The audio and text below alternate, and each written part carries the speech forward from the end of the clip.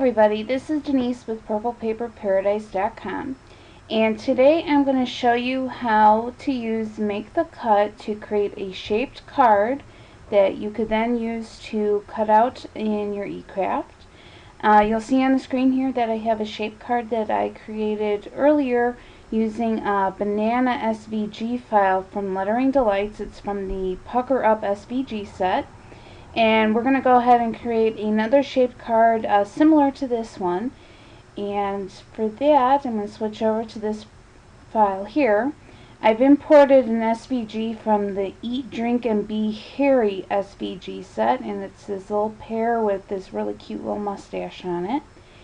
So the first thing that we need to decide when we're making a shaped card is how we want it to open up. And I am going to have it open up the same way as I did the other one, so my card is going to be vertical like this instead of horizontal like this. So we are going to go ahead and first off size this pear to the size that we want, and right now it's got a height of 4.1598, and I'm going to resize this to let's say 5 1/4. I want this to kind of fit in a A2 size envelope, so that's why I'm going to go ahead and size it to that right there. Now the next thing that I'm going to do is I'm going to go over to my layer properties, which is over here on the bottom right hand side, and we're going to do a right mouse click on the default layer and select to each its own. And what that does is it takes each one of the cuts that is in that file and puts it on its own layer. Now, the next thing that I'm going to do, I decided that instead of cutting out these little circles for the eyes, that on my finished project I want to use some googly eyes. So I'm going to go ahead and go to these layers, and I'm going to select just that layer, and I am going to do the blackout feature so it takes out those cuts.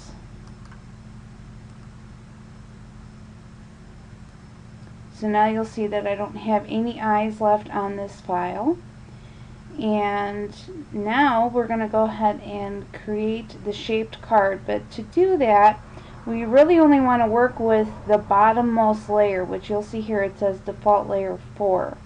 So what I'm going to do is I'm going to hide and lock all of the other layers here so that I don't hide them so I don't have to look at them as I'm doing this, but then lock them so I don't accidentally select them when I'm trying to do everything else. So now, since I decided I want my card to open vertically, I want my fold line to be right about where the middle section here is on my mat. So what I'm going to do is I'm going to add a shape to this to create a straight edge that I can then use as my score line later. Now I'm going to go to my basic shapes in Make the Cut, and I'm going to, under the miscellaneous tab, I'm going to select the rounded rectangle. I like to use this shape a lot because, let me undo that because it put it on a layer that I have hidden, and I forgot to select my bottom layer here before I did that. So we'll go ahead and do that again.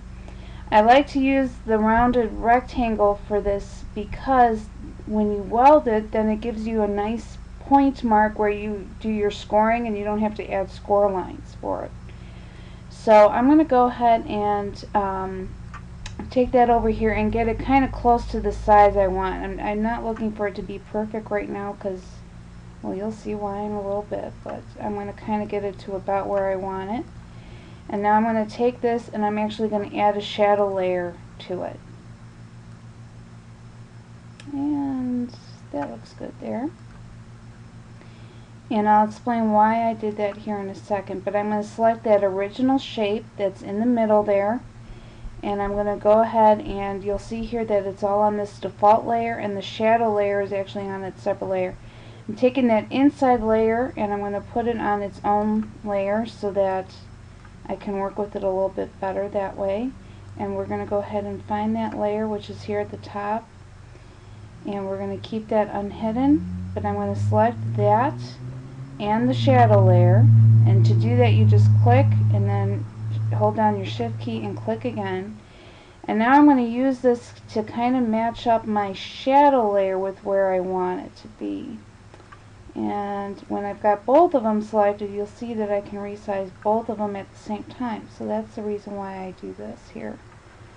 And I'm going to move this over a little bit more and then expand it out this way.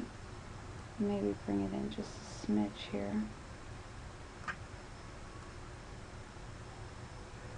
Now what I'm going to do is I'm going to select all three of these shapes right now. I'm going to check my size here. It's a little bit too wide right now. Since I want this to fit in an A2 size envelope, I want my width to be around 4¼ inches. So I'm going to go ahead and select these two shapes again. I'm going to just drag it in a little bit here. And then I'm going to select all three and just double check my size again, because this will give me about the size of my finished card. And there you see I have it just about right. So now what I'm going to do is I'm going to hide that inside layer, and I'm going to lock that as well. We're going to go down here and we've got our base layer from our SVG, and we've got this shadow layer, and I'm going to go ahead and weld these two together. And now you see that I have the base layer of my card front. Now what we're going to do is we're going to select that, and I'm going to do a copy and a paste in place. So now I've got two of them there sitting right on top of each other, and I'm going to select one of them. I always unclick away and then select again just to make sure I don't select both pieces. And then I'm going to go ahead and do a mirror, and I'm going to use my arrow keys. I'm not going to use my mouse. I'm going to use my arrow keys to move it over. If you use your mouse, then you may get this all lined up incorrectly. So that's why you always want to use your arrow keys on your keyboard to do this. And I'm going to get this pretty darn close to each other, but I want to make sure that they are overlapping. Otherwise, when I go to weld, it won't weld together. So I'm going to zoom in here and just make sure that I've got them all overlapping, and I do. Zoom out a little bit so we can see, and now we're going to go ahead and weld these two together. Oh, I must select both of them, that would help.